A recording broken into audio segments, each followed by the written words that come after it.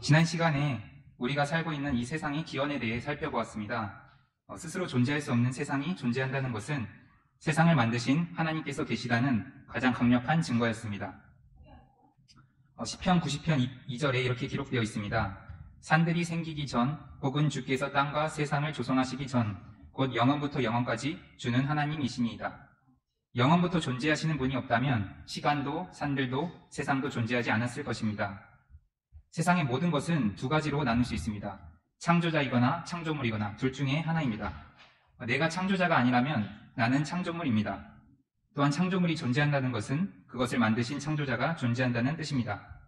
너무나 당연한 이야기이지만 진실이 거짓이 되고 거짓이 진실이 되는 세상입니다. 성경에는 그룹, 스랍, 천사들, 사람, 동물, 식물 등등 여러 가지 창조물이 나옵니다. 저와 여러분은 그 중에 사람에 속합니다. 이번 시간에는 사람의 기원에 대해서 살펴보도록 하겠습니다. 첫 번째로 사람이 왜 창조되었는가, 창조의 목적에 대해서 살펴보려고 합니다. 사람은 주님의 기쁨을 위해 창조되었습니다. 요한계시록 4장 11절입니다. 오 주여, 주는 영광과 존귀와 권능을 받기에 합당하시오니 주께서 모든 것을 창조하셨고 또 그것들이 주를 기쁘게 하려고 존재하며 창조되었나이다 하더라. 이 말씀에 따라 사람뿐만 아니라 모든 창조물은 하나님의 기쁨을 위해 창조되었다는 것을 알 수 있습니다. 인간을 가장 중요한 가치로 두고 생각하는 인본주의적인 관점에서는 이 말씀이 굉장히 불쾌할 것입니다. 하지만 이 세상의 중심은 사람이 아닙니다. 사람과는 비교할 수 없도록 위대하신 분이 존재합니다. 바로 하나님이시고 하나님께서 이 세상의 중심이십니다. 우리는 살아가면서 여러 가지 물건들을 구비하고 또 도구들을 이용해서 생활합니다. 또 애완동물을 키우기도 합니다. 우리가 우리의 권위 아래 두는 모든 것들은 우리의 기쁨을 위함입니다. 하나님께서도 마찬가지로 자신의 기쁨을 위해 모든 것을 창조하십니다. 창조물들은 창조자를 기쁘게 할 때 비로소 자신의 존재의 의미를 발견하게 됩니다. 사람 창조 목적의 두 번째 측면은 사람의 기쁨을 위해서입니다. 성경에는 상속이라는 개념이 있습니다. 이 개념은 우리가 살아가는 세상에서도 잘 배울 수 있습니다. 부모가 자식에게 재산이나 지위를 물려주는 것입니다. 하나님께서도 우리에게 재산과 지위를 물려주시길 원했습니다. 성경에는 이렇게 기록되어 있습니다. 썩지 않고 더럽지 않으며 사라지지 아니하고 너희를 위해 하늘에 마련된 상속 유업을 받게 하셨나니. 위대한 창조자께서 마련하신 상속 유업을 얻을 수 있다면 정말 기쁠 것입니다. 부모는 아이로부터 기쁨을 얻고 또한 아이가 항상 기쁘길 원합니다. 이와 마찬가지로 하나님께서도 자신의 기쁨을 위해 우리를 창조하셨고 또한 우리가 항상 기쁘길 원합니다. 자신의 영원한 생명, 영광, 재물, 지위 등 모든 좋은 것들을 함께 나누시길 원합니다. 야고보서 1장 17절입니다. 모든 좋은 선물과 모든 완전한 선물은 위에서 오며 빛들의 아버지로부터 내려오거니와 그분께는 변함도 없고 회전하는 그림자도 없느니라. 이제 두 번째로 사람이 언제 창조되었는가, 창조의 시기에 대해서 알아보도록 하겠습니다. 세계 인구는 약 80억 명이라고 합니다. 인구는 시간이 흐를수록 점점 증가합니다. 반대로 시간을 거슬러 올라가면 점점 줄어들 것이고 계속 거슬러 올라간다면 마침내 첫 번째 사람에 다다를 것입니다. 우리의 조상은 원숭이와 같은 동물이 아닙니다. 우리가 동일한 사람이고 그 첫 번째 사람은 하나님께서 현재의 세상을 창조하신 지 6째 날에 창조되었습니다. 창세기 1장 27절과 31절에 이렇게 기록되어 있습니다. 이처럼 하나님께서 자신의 형상으로 사람을 창조하시되 그 저녁과 아침이 6째 날이더라. 성경의 연대기로 계산해보면 지금으로부터 약 6,000년 전입니다. 타락한 사람들은 하나님을 부인하기 위해 자신이 보지 못한 머나먼 과거에 대해 상상의 나래를 펼치며 무신론적 관점에서 빅뱅론과 진화론 등과 같은 여러 가지 이론들을 만들어내었습니다. 하지만 성경에는 마치 이들에게 질문을 던지는 듯한 말씀이 기록되어 있습니다. 욥기 38장 4절입니다. 내가 땅의 기초들을 놓을 때에 너가 어디에 있었느냐? 너에게 명철이 있거든 밝히 구하라. 너가 그때에 태어났기에 그것을 아느냐? 혹은 너의 날수가 많기에 그것을 아느냐? 이제 세 번째로 살펴볼 부분은 사람이 무엇으로 창조되었는가, 사람의 재료에 대한 부분입니다. 인류의 첫 번째 남자는 땅의 흙으로 만들어졌습니다. 창세기 2장 7절입니다. 주 하나님께서 땅의 흙으로 사람을 지으시고, 또 인류의 첫 번째 여자는 남자의 갈비뼈로 만들어졌습니다. 창세기 2장 21절입니다. 주 하나님께서 아담을 깊은 잠에 빠지게 하시니 그가 잠들매 그분께서 그의 갈비뼈 중에 하나를 취하시고 그것 대신 살로 채우시며 주 하나님께서 남자에게서 취한 그 갈비뼈로 여자를 만드시고 그녀를 남자에게로 데려오시니. 그리고 이 두 사람을 하나님께서는 아담이라고 부르셨습니다. 창세기 5장 2절입니다. 그분께서 그들에게 복을 주시며 그들의 이름을 아담이라 부르시니라. 이제 네 번째로 살펴볼 부분은 사람의 창조 방식입니다. 사람이 어떻게 창조되었을까요? 사람은 하나님의 형상으로 만들어졌습니다. 창세기 1장 26절입니다. 하나님께서 이르시되 우리가 우리 형상으로 우리의 모양에 따라 사람을 만들고. 사람이 하나님의 형상으로 만들어졌다는 것은 두 가지 측면으로 살펴볼 수 있습니다. 첫 번째 측면은 사람이 하나님과 같이 삼중적인 존재로 만들어졌다는 것입니다. 요한일서 5장 7절에는 하나님에 대해서 설명하고 있는데요.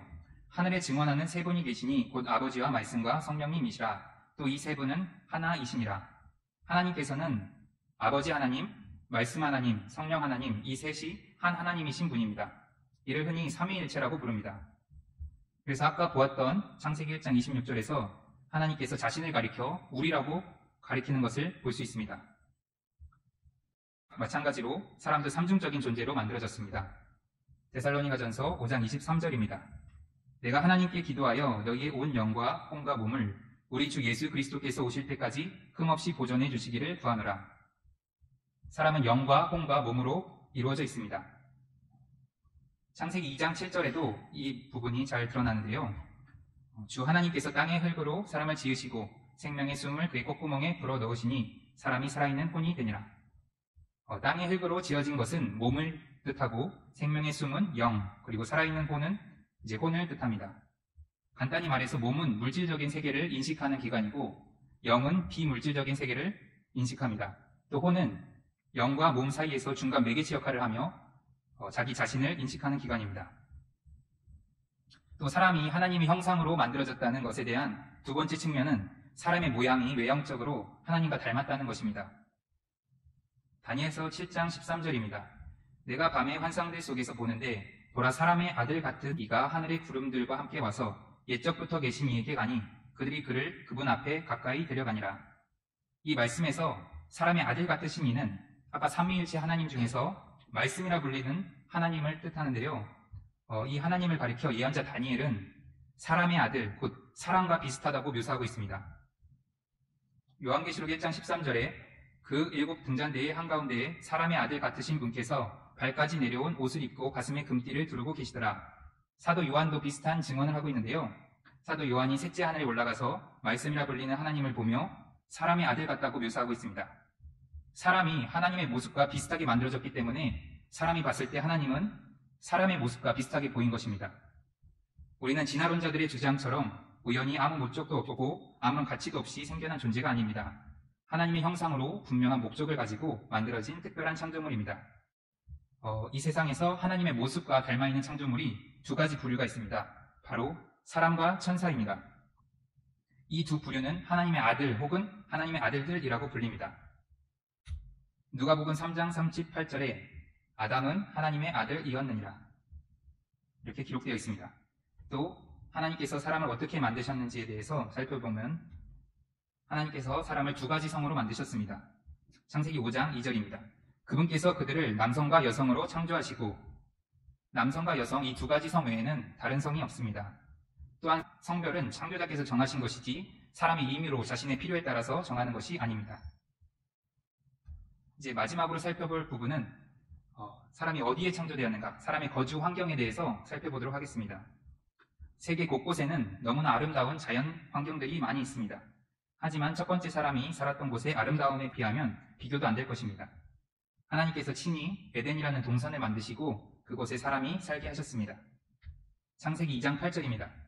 주 하나님께서 동쪽으로 에덴에 동산을 세우시고 자신이 지은 남자를 거기 두셨으며 또 주 하나님께서 땅으로부터 보기에 아름답고 먹기에 좋은 모든 나무가 자라게 하시니.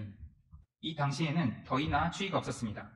밥을 먹기 위해서 수고할 필요도 없었고 채소와 열매가 그들의 먹을 것이 되었습니다. 창세기 1장 29절입니다.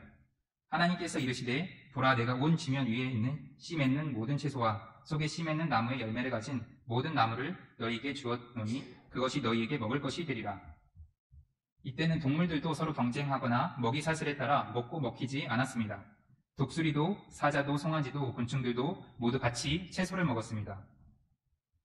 창세기 1장 30절입니다. 또 땅의 모든 짐승과 공중의 모든 날짐승과 속에 생명이 있어 땅에서 기는 모든 것에게는 내가 모든 푸른 채소를 먹을 것으로 주었노라 하시니 그대로 되니라.